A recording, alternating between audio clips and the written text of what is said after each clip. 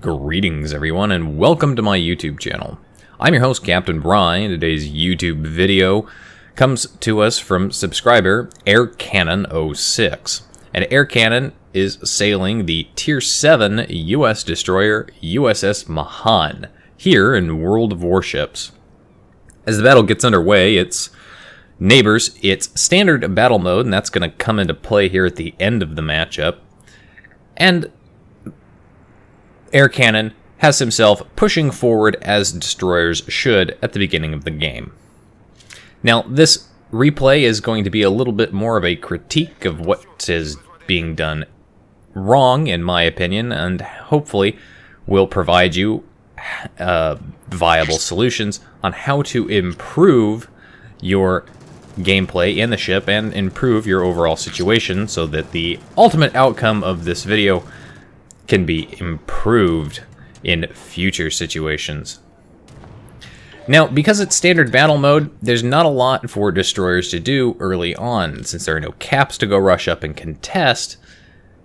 But that's not to say that you as a destroyer should sit back with the rest of your fleet.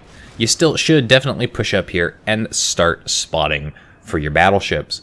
As a battleship captain, I can tell you honestly, it's very frustrating to get up here only to not see any enemy ships and not be able to shoot anything, while simultaneously having the enemy destroyers out and detecting me. So, doing the right thing here by pushing up and being forward. Now, the enemy team has a destroyer advantage. They have 3 destroyers to AirCannon's 2. And that's kind of important because anytime you have a team that has a destroyer advantage, even if there's a tier disparity between those destroyers, well, that's something sneaky with torpedoes, and having more of them, even if they're lower tier, can still be a serious problem, especially late game. And of course, especially since a cyclone has decided to pop up for this particular match. So destroyers, sneaky torpedo boats in a cyclone late in game could be a serious issue for battleships and cruisers. Now, the Mahan here that AirCannon has a 6.6 kilometer detection range, or something right around that, and has about a 7.7 kilometer torpedo range. And so that provides you the opportunity to do some stealth torping, but you gotta be careful because you have a very limited, narrow window there, just a kilometer. The best way to use the torpedoes for stealth torping in this case is to basically do what he's doing right now, which is turning away from the enemy.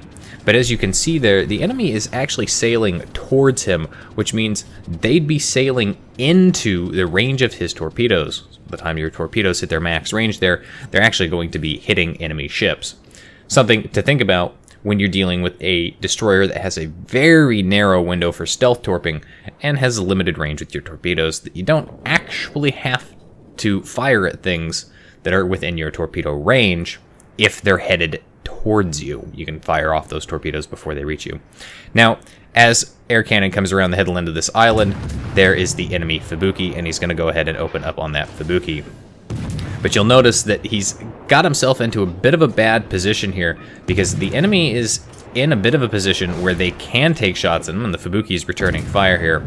And he doesn't really have much in the way of cruiser support to help deal with that Fubuki. So it's pretty much just him in this situation trying to take this destroyer out. But once he gets him out, he's got islands there, he's able to drop off detectability, and that's when the enemy Mahan pops up. And here's the first major mistake. He moves to get his torpedoes away, but that Mahan is going too fast there, and so those torpedoes really, as you saw the lead indicator, aren't even going to hit that destroyer, as he's going to disappear behind an island. Instead, what you could have done here is you should have turned hard and away, drop that smoke screen, hit that speed boost just to give you that little extra speed there, and come out of that battle with a little bit more health.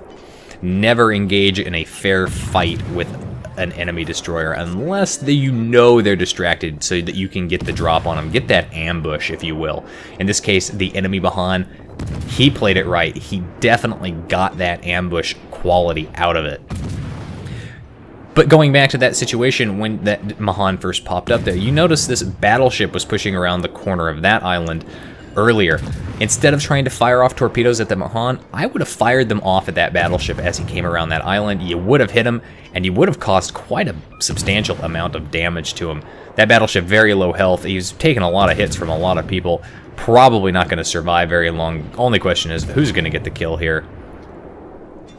As air cannon continues to put shot after shot into him, but it isn't going to be air cannon who secures that kill.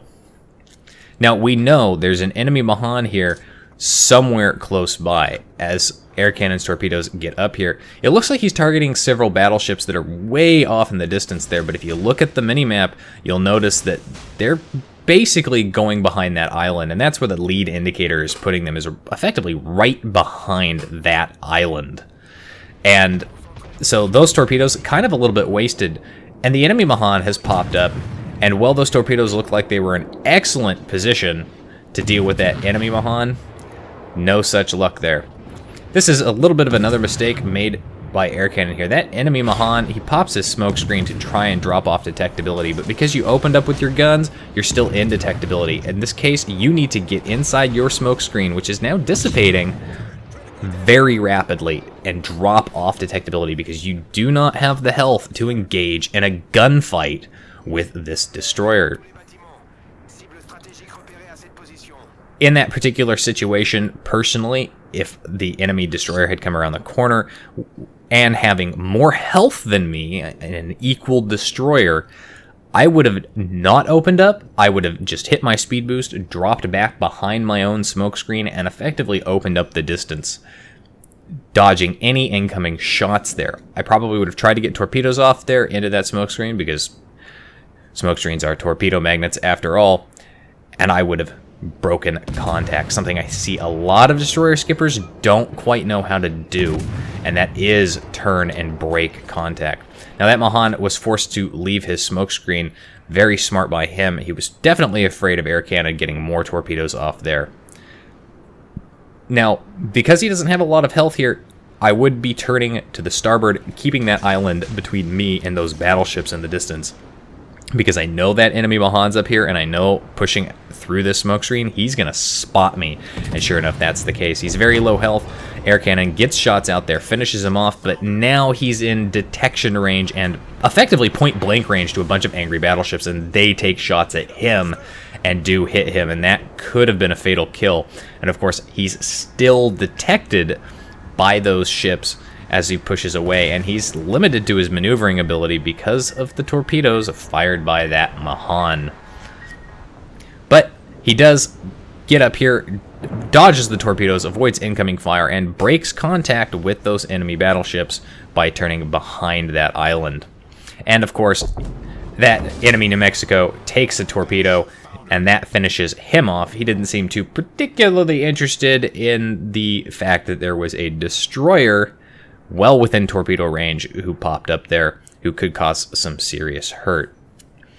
Now, the battle situation for air cannon's team is actually going quite well. The enemy is down to just one destroyer, and so that's one destroyer per team, but air cannon is very low health, with that enemy destroyer still got a lot of his HP left. The enemy is currently currently down on ships, but that's not going to be the case for long. Pushing up here, he gets himself too close to that Gneisenau for comfort, and that's a serious problem because that's Gneisenau secondaries. You see there, they're firing on him, and they do manage to land hits. He's very low health. That's something you absolutely don't want to do. He avoids dropping torpedoes. This shows good situational awareness because there is a friendly ship up there, and if he'd fired off those torpedoes at that battleship trying to get shots out there, he would have either forced his friendly ship to maneuver to avoid them and presented broadside to a battleship, or he would have team killed that friendly ship in an effort to try and get a kill on that fairly low health battleship. That Gneisenau, though, manages to take out friendly ship there with torpedoes, but friendly ship manages to take out the Gneisenau with torpedoes as well. Now, you'll notice that he is shooting at something, and there is the destroyer. That's the smokescreen. Now, given how much health air cannon has here, and given that you know where the destroyer is, I would be seriously using the little bit of stealth concealment that you have here. You've got about 1.5 kilometers in a cyclone of concealment in which you can engage an enemy ship. And I would just avoid that destroyer altogether. You don't need to be going to chase him down. That cruiser, he's going to be able to do it.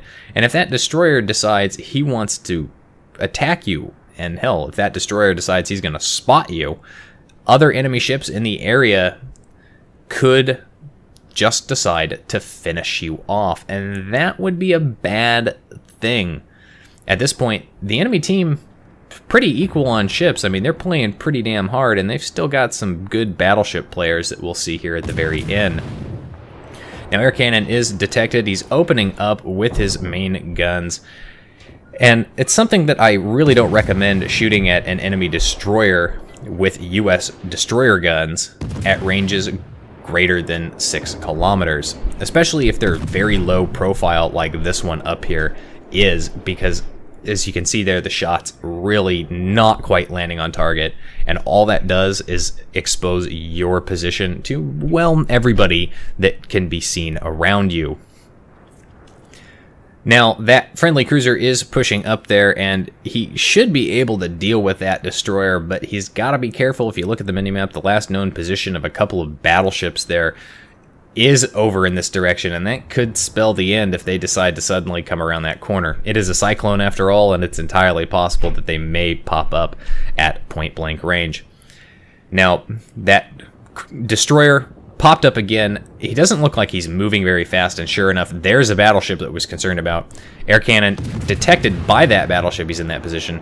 So you see the enemy destroyer did not take last stand, and that cost him his life as he was basically dead in the water, allowing air cannon to just land the killing blow on him. Now, air cannon, very bad situation here. That enemy battleship, very, very angry, very close. Secondaries, in fact, blazing away. And he gets his torpedoes away there, that battleship, trying to shoot blindly into the smoke screen. Almost, but RNG's is on your side as he manages to miss. And of course, those torpedoes right there going to finish him off. In this case, though, I would have looked at that with that one set of torpedoes, and I would have said, those are pretty much guaranteed to hit at that point. Stop firing, turn your focus and attention off to the other side of your ship, and make sure that you're prepared for this. Now, that cruiser up there is pushing up a very dangerous target, but not one that I would have actually targeted. I would have actually targeted the battleship behind him, because he's a lot slower. He's unlikely to maneuver heavily in this situation, which means you probably have a better torpedo bead on him and are more likely to hit him with torpedoes at these kinds of ranges in these kinds of situations. But never fear, the torpedoes will be up shortly.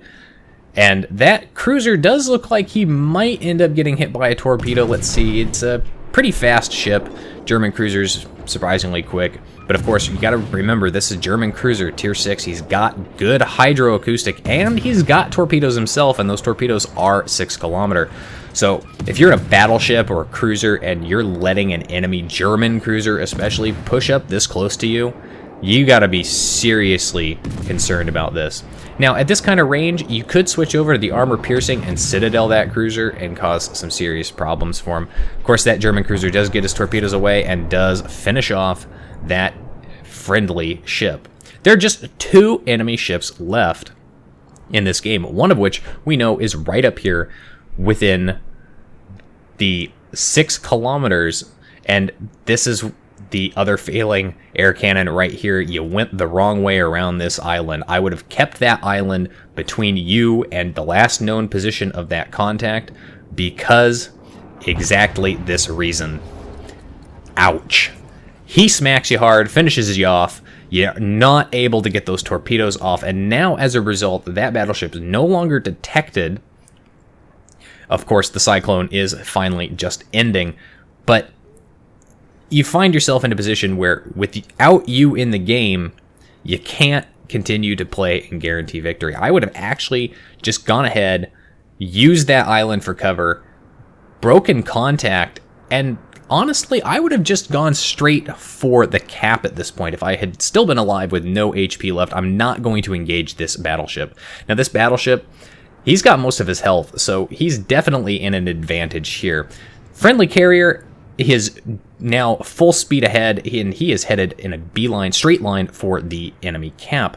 You'll notice that the cruiser up here, pushing up, again, he went the wrong way around that island, as he's taking the shortcut between the two islands instead of going all the way around the farthest island, again, keeping as much cover between him and that battleship. And as a result of having that island effectively blocking his maneuvering, he's broadside onto that battleship, and that battleship, well, he's going to smack that cruiser and finish him off. And now that just leaves 2 ships left in the game. And at this point, the friendly cruiser is in a position to cap, but you'll notice he's not doing that. In fact, that French cruiser there is going to go the complete opposite direction of the cap, even though he's right there and could step on that cap and could effectively win it for the team as the cyclone ends. He could just go back there, hide behind an island, and stay perfectly still. No detectability, cap out, win the game, get that sweet, sweet capping XP. But nope, that cruiser not going to do that, and that is not okay. That's not a team player right there. That is a very selfish, very greedy attitude. If you play like this, you got to remember, even in random battles, it's not just about you. You got to be thinking that team dynamic, play to win. Look for the ways to win, not for the ways to do the most damage, to get the most kills. Because if you don't play to win, you're just going to have a bad time, and you're going to make a lot of people angry about it. Fortunately, though, the friendly carrier making that beeline is going to go step on that cap, and also, fortunately, that friendly cruiser there, who does push up to try and engage this New York, is not going to cause a significant enough problem for the ultimate result of this battle. A victory. Only 57,000 damage there, but hey, 5 kills, Kraken unleashed, a good amount of XP, again, partly due to taking on those destroyers, but again, hopefully we see next time you won't be so brave as to engage directly with an enemy destroyer on equal terms. And when you have less health, don't go wasting it by trying to engage in a gunfight with an enemy destroyer. Instead, turn away, play it smart, play it safer, and pull back, and then switch tactics from gunboat, seeker, hunter, killer to torpedo boat. Top of the team for XP earned there, with that friendly carrier coming in fairly close behind in 3rd place. Anyway, that's it for today's video, folks. If you liked the video, hit that like button, hit the subscribe button, and leave a comment down below. If you'd like to get semi-regular channel news and updates, you can do so by liking and following me on Facebook. You can also get my live streaming schedule for the week on my Facebook page as well. If you got a replay like this one that you'd like to see featured on my channel, you can do so by sending it to my email. If you'd like to help support me and the channel, you can do so by becoming my supporter on Patreon. Any support level helps, and of course, eventually I'd like to be able to buy a pro editing software so that these videos can be even better. And if you'd like to watch me play World of Warships, among other games, live, you can do so by following me on Twitch. You can find the links for all of those in the video description down below. And as always, I'll see you next time. This is Captain Rye, signing off.